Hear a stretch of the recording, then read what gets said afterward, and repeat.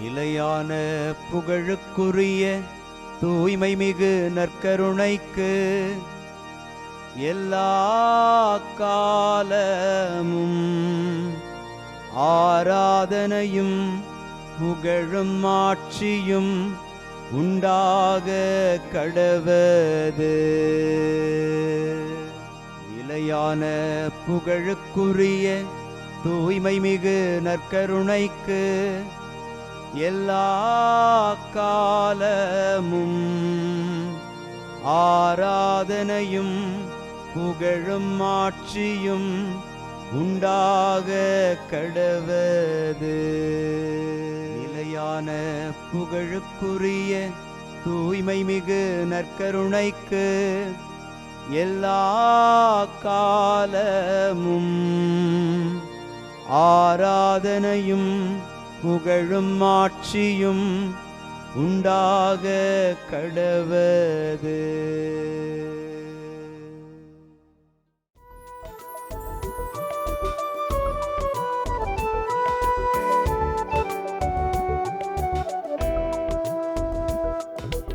எபினேசரே ஆராதனை, என் துணையாளரே ஆராதனை.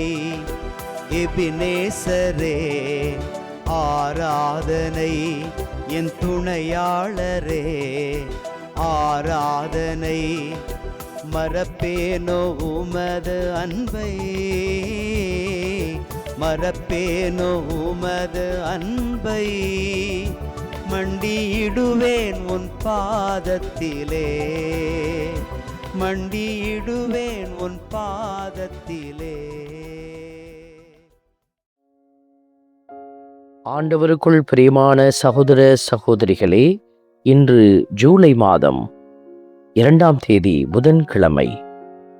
ஆண்டவருடைய இரக்கம் நிறைந்த கரங்களுக்குள் நம்மை ஒப்புக்கொடுத்து செபிக்கும் இந்த வேளையில், தொடக்க நூலில் சாராவும் ஆபிரகாமும் கடந்து வந்த துன்பங்கள், துயரங்கள், மனவேதனைகள், இவைகளை எடுத்துரைக்கிற இந்த வார்த்தைகளுக்கு மத்தியில் நாமும் துயரத்தோடும் துன்பத்தோடும் குழப்பத்தோடும் வந்து நின்றால் அவைகளெல்லாம் நமக்கு சரி செய்து கொடுக்கிற ஆண்டவர் ஒருவர் இருக்கிறார். அவரே நம்மை வழிநடத்துவார் என்கிற நம்பிக்கையில் நம்மை முழுவதுமாய் அவர் கரம் ஒப்பு கொடுத்து ஜெபிப்போம். ஏழை கூவி அழைத்தார், ஆண்டவர் அவனுக்கு செவி சாய்த்தார். ஏழை கூவி அழைத்தார், ஆண்டவர் அவனுக்கு செவி சாய்த்தார். இன்று திருப்பாடல் 34 நமக்கு அருளப்பட்டிருக்கிறது. இந்த ஏழையை கூவி அழைத்தான், ஆண்டவர் அவனுக்கு செவி சாய்த்தார். ஏழைகளை கடவுள் ஒரு நாளும் ஒதுக்கி தள்ளுவதில்லை. ஏழைகளுடைய குரலை கடவுள் முறிப்பதில்லை. இந்த சமூகம் ஏழைகளை புறம் தள்ளினாலும் ஆண்டவர் செவிசாய்க்கிறார் என்கிற மனமகிழ்வோடு கடவுள் முன் நம்மை ஒப்பு கொடுத்து ஆராதித்து துதிப்போம். ஏழை கூவி அழைத்தான், ஆண்டவர் அவனுக்கு செவி சாய்த்தார். ஏழை கூவி அழைத்தான், ஆண்டவர் அவனுக்கு செவி சாய்த்தார். திருப்பாடலின் வரிகள் நமக்கு உரைப்பது, ஆண்டவர் வெறுமையாய் செவிசாய்ப்பதல்ல, மாறாக அவர் எல்லா நெருக்கடியினின்றும் இந்த ஏழையை விடுவித்து காத்தருளுகிறார் என்கிற வார்த்தை. கடவுள் செவிசாய்த்து விட்டால் அது செயல்பாட்டில் தொடர்கிறது என்பதை நாம் அறிந்து கொள்ள வேண்டும். கடவுள் வெறுமையாய் கேட்டுவிட்டு செல்லுகிறவர் அல்ல, மாறாக தான் செவிசாய்த்த பிள்ளைகளுடைய கூக்குரலை கேட்டு அதன்படி செயல்பட்டு அவர்களை விடுவித்து பாதுகாக்கிறார். உங்களையும் இந்த நாளில் விடுவிக்கிற அந்த தெய்வத்தை பாடி புகழ்ந்து ஆராதிப்போம். ஏழை கூவி அழைத்தான், ஆண்டவர் அவனுக்கு செவி சாய்த்தார். ஏழை கூவி அழைத்தான், ஆண்டவர் அவனுக்கு செவி சாய்த்தார். திருப்பாடல் சொல்லுகிறது, சிங்க குட்டிகள் உணவின்றி பட்டினி இருக்க நேரிட்டாலும் ஆண்டவரை நாடுவோருக்கு நன்மை ஏதும் குறையாது. ஆண்டவரை விட்டு விலகி நின்று கொண்டிருந்தால் இன்று என் மகனே மகளே ஆண்டவரிடத்திலே ஓடிவா. ஆண்டவரை தஞ்சமென்று நம்பி அவர் பாதத்தில் அமர்ந்து கட. இதோ நீ அமர்ந்து இருப்பதே ஆற்றல்.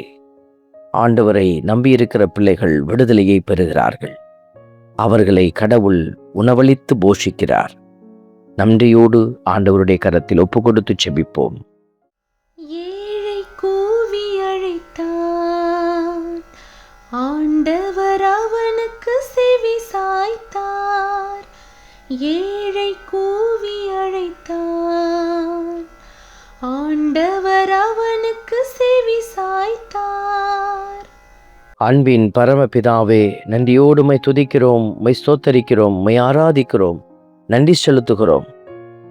வாரீர் பிள்ளைகளே, ஆண்டவருக்கு அஞ்சுவதை பற்றி உங்களுக்கு நான் கற்பிக்கிறேன், இதை கேளுங்கள் என்று சொல்லுகிற திருப்பாடல் ஆசிரியருடைய வார்த்தைகளை நாமும் கேட்க இந்த நேரத்தில் ஆற்றல் வேண்டி மன்றாடுவோம். பல நேரத்தில் கடவுள் நமக்கு உரைப்பதை கேட்க முடியாத பாவிகளாக மாறிப்போகிறோம். ஆண்டவரே, அப்படிப்பட்ட நிலையில் நாங்கள் நின்று விடாதபடி எங்கள் அறிவு கண்களை திறந்துவிடும். ஆமென். இறைவன் தந்தை, மகன், தூய ஆவியார் உங்களையும் உங்கள் குடும்பத்தையும் நிறைவாய் ஆசீர்வதிப்பாராக. ஆமென்.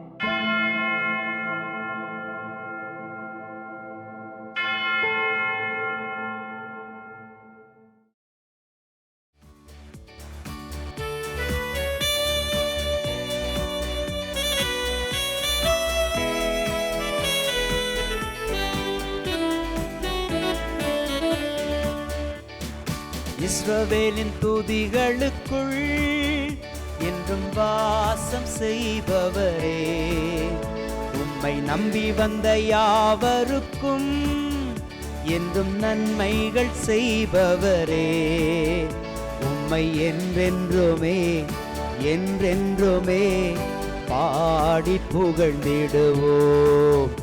உம்மை எந்நாளுமே எந்நாளுமே ஆராதனை செய்குவோம். உம்மை என்றென்றுமே என்றென்றுமே பாடி புகழ்ந்திடுவோம். உம்மை எந்நாளுமே எந்நாளுமே ஆராதனை செய்குவோம். ஆராதனை ஆராதனை ஆராதனை உமக்கே. அல்லேலூயா அல்லேலூயா, துதி மகிமை உமக்கே. ஆராதனை ஆராதனை ஆராதனை உமக்கே.